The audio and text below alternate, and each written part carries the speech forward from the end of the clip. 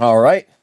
How's it going, party people? It's Caravan Dan from Gaming Caravan, and today I'm going to talk about my 10 favorite board game themes. Keep in mind, mechanics don't matter in this situation. Nothing matters besides what you're doing in the game, the overarching vibe of the game. Could be dungeon crawling, it could be sci-fi, whatever it might be. That's what I'm going to talk about. Do me a favor and tell me what you're drinking. I'm going to do a one-take video and see if this is any better than my usual stuff. Just try to keep it as unedited as possible, and we'll see how this goes.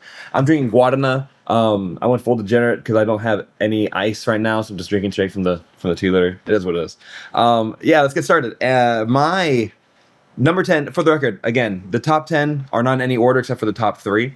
These are just themes I love. Number 10, we have high fantasy. So anything Lord of the Rings-esque with the dragons, the Balrogs, goblins, beasts, Game of Thrones vibes. It's just a huge plus for me. I love that section of, not really history because it's not real, but just high fantasy elements with the magic and then the tomes and the bibbity boppity. It's all really fun for me. I really do have a great time with it. Regardless of theme, art style, whatever it might be, I've always had a good time with it. Which is why I'm so drawn with Lord of the Rings, personally. Sci-fi I'm really particular with, but high fantasy I've always just been like, whatever it is, let's go ham. I'll get involved. I'll read it at least once. Going to number 9, we have cooking. I love any theme of cooking. I really am excited to find a cooking game that's right up my alley. However, the best cooking game I've found so far is Critter Kitchen. And even though I love cardboard alchemy, everyone knows that that's watched my channel because I'm a huge fan of the Drama's Edge.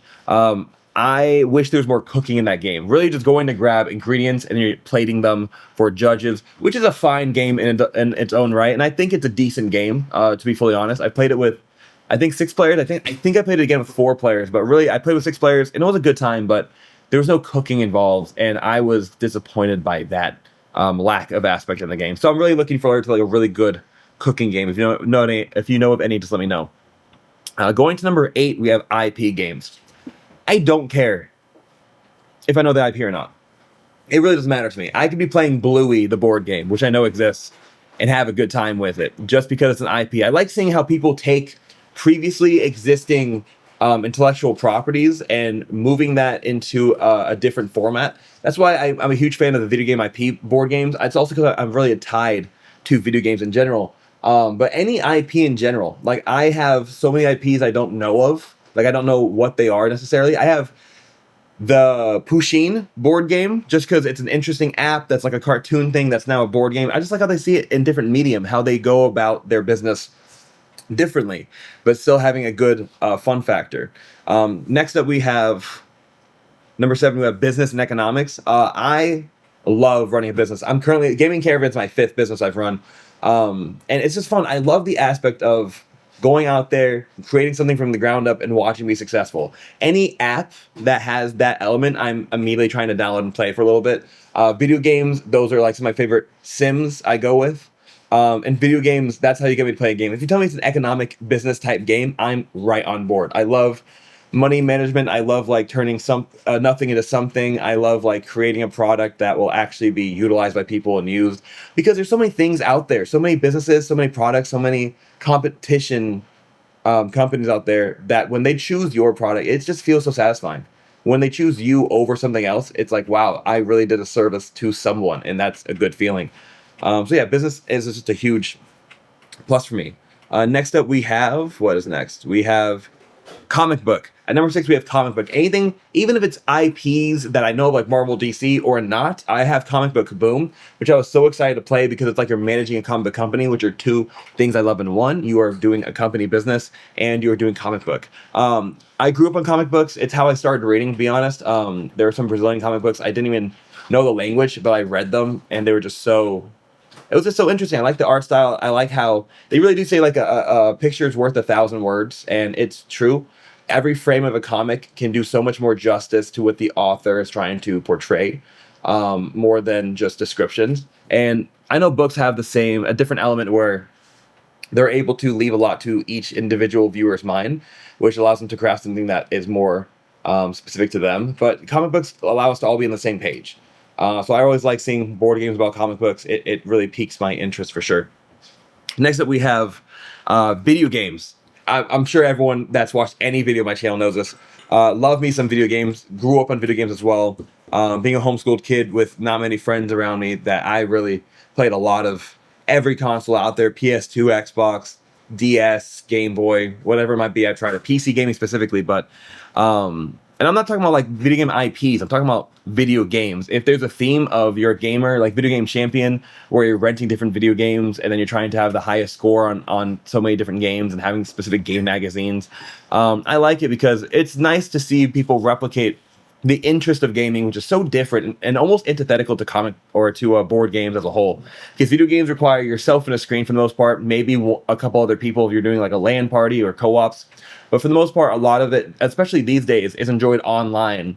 You're by yourself talking to someone else across the world, which is its own beauty. But I really like how people can emulate some of the enjoyment of video games and put it into a tabletop board game sense. Yeah. Next up, we have nature. And nature, I'm including to be anything from plants, the world, the environment, animal potentially, anything that comes natural from the earth without being produced. I like it. I like in evergreen, you're actually like planting trees and blooming the trees to get points to collect sunlight. In pergola, you're collecting, bees and you're building flowers. And honey buzz, you're like, bees creating hives and producing certain honeys to sell on a fake market. It's very interesting seeing like I like animals a lot. I like nature as a whole, but I also don't go outside that much. So it's fun seeing a version of what people are seeing out there in the wild on my tabletop. Yeah, and this can be in many different formats because I know that Weird Giraffe Games has a game called Gift of Tulips where it's like a mark manipulator and it's all about flowers. It's all just pretty flowers on cards. And even that I would count like nature based. As long as there's a primary focus element of nature as a whole, this could be evolution because the evolution of animals throughout time.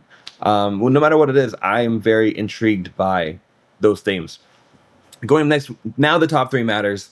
These are in the right order, and these are my three favorite themes by far. We have animal games, any games with animals, no matter what. I'm a huge fan of. I know a lot of games these days anthropomorphize a lot of things. Where they anthropomorphize, if you don't know, is whenever you take an animal and give it human characteristics of some sort.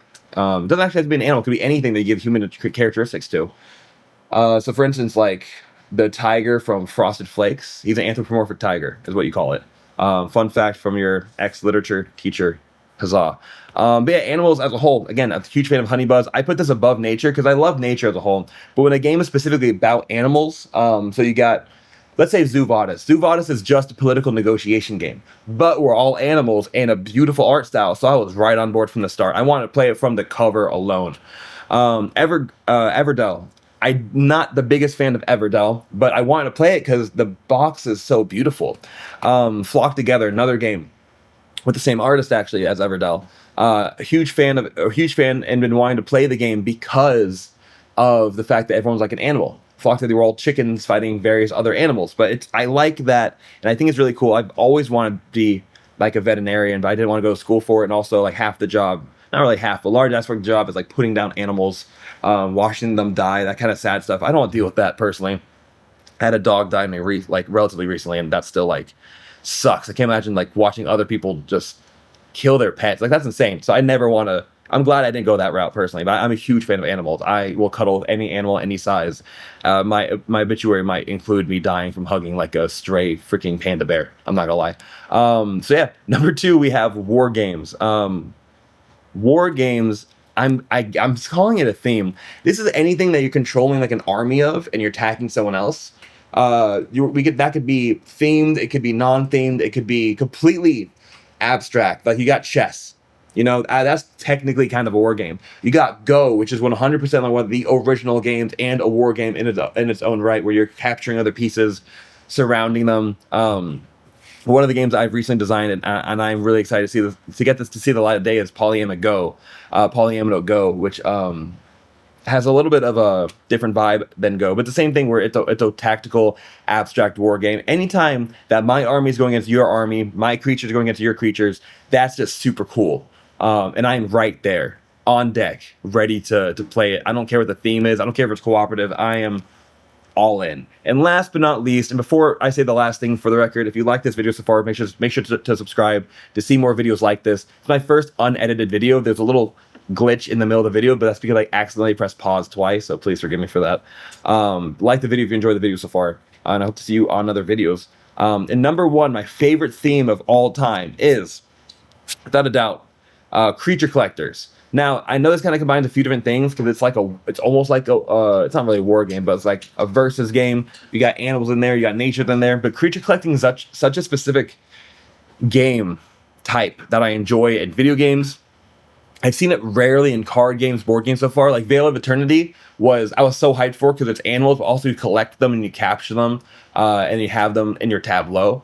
That is going to be, if there's a great creature collector game that comes out that's kind of like a mid to heavyweight game and it's good, it will probably be my favorite board game of all time. It will probably dethrone Andromeda's Edge. Andromeda's Edge is so good because it's like kind of a worker placement war game vibe, which is good on so many different levels. But the theme of Andromeda's Edge is not like my absolute favorite. I prefer Dwellings of Eldervale for the high fantasy situation.